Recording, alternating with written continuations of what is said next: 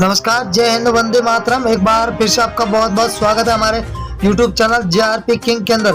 आपको बता दें कि महाराष्ट्र के अंदर विधानसभा चुनाव का बिगुल बज चुका है। अब कुछ ही महीनों का समय बचा है और 5 महीनों के बाद में लोकसभा के विधानसभा के चुनाव है महाराष्ट्र के अंदर।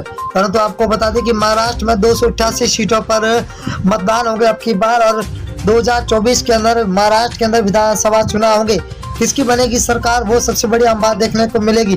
परंतु आपको बता दें कि महाराष्ट्र के अंदर शिवसेना और एनसीपी के बीच में कड़ी टक्कर देखने को मिल सकती है। तो ऐसा भी लग रहा है कि बीजेपी और कांग्रेस से भी कड़ी टक्कर देखने को मिल सकती है। परंतु आपको ये भी बता दें कि जो सी वोटर टीम नाउ फलोदी सट्टा बाजार ने चुनाव से पहले सबसे बड़ा एग्जिट पोल जारी किया है। उस एग्जिट पोल को देखते हुए सभी पार्टियों की हरकतें तेज हो चुकी है। सभी पार्टियों ने अपने लुभावने वादे शुरू कर दिए, तो सभी पार्टियां एकदम अपने हरकत में आ चुकी है।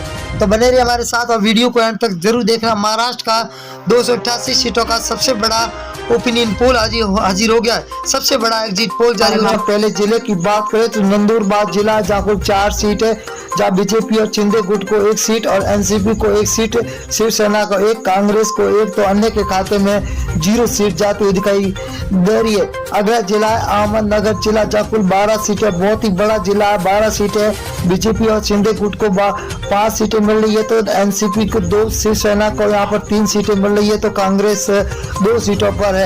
अगर बात करें हम बहुत ही बड़ी घोषणा की तो यहाँ पर है सांगली जिला।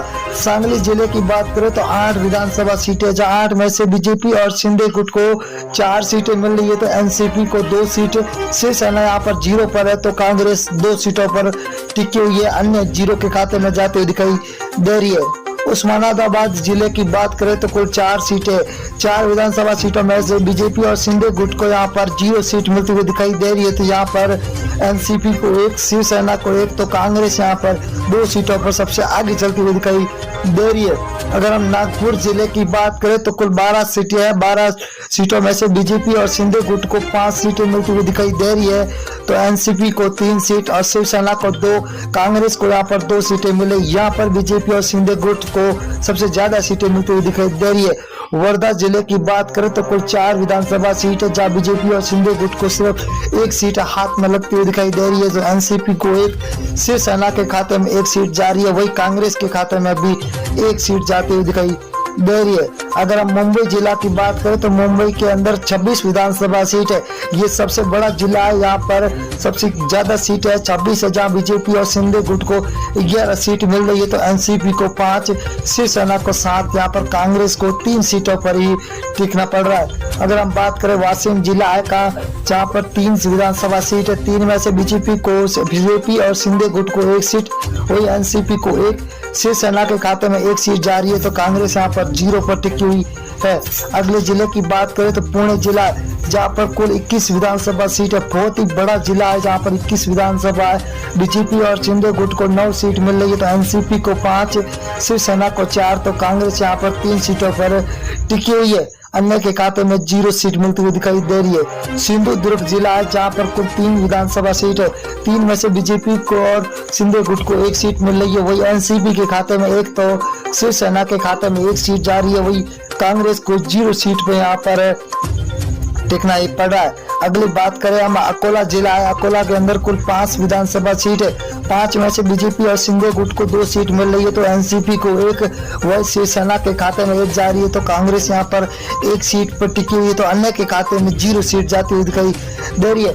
नांदेड़ जिला है, नांदेड़ के अंदर 9 विधानसभा सीट है, जहाँ बीजेपी और शिंदे गुट को 4 सीट मिल रही है, तो एनसीपी को 2, शिवसेना के खाते में 2 सीटें जा रही है, तो वही कांग्रेस यहाँ पर 1 सीट पर टिकी हुई है। बहुत ही बड़ा महा ओपिनियन पोल है अब की बार महाराष्ट्र का। रायगढ़ जिला है, कुल 7 सीटें है, 7 में से बीजेपी और शिंदे गुट को 3 सीट मिल रही है, तो वही एनसीपी को 2, शिवसेना के खाते में 1 सीट मिल रही है, तो यहाँ पर कांग्रेस को 1 सीट मिलती हुई दिखाई दे रही है। यहाँ पर अब की बार महाराष्ट्र के अंदर बीजेपी और शिंदे गुट का महागठबंधन है, और यहाँ पर नासिक जिला है, जहाँ पर 15 सीट है, बीजेपी और शिंदे गुट को 5 सीट, एनसीपी को 5, तो शिवसेना को 3, कांग्रेस के खाते में 2 सीटें जाती हुई दिखाई दे रही है। यहाँ पर अन्य 0 पर टिका हुआ है। तो महाराष्ट्र की 288 सीटों का भयंकर सर्वे जारी हो चुका है, जहां पर कोल्हापुर जिला है जहां पर 10 विधानसभा सीट है। बीजेपी महागठबंधन में 4 सीटें, वही शिव महागठबंधन के अंदर 5, तो अन्य के खाते में 0 सीट जाती हुई दिखाई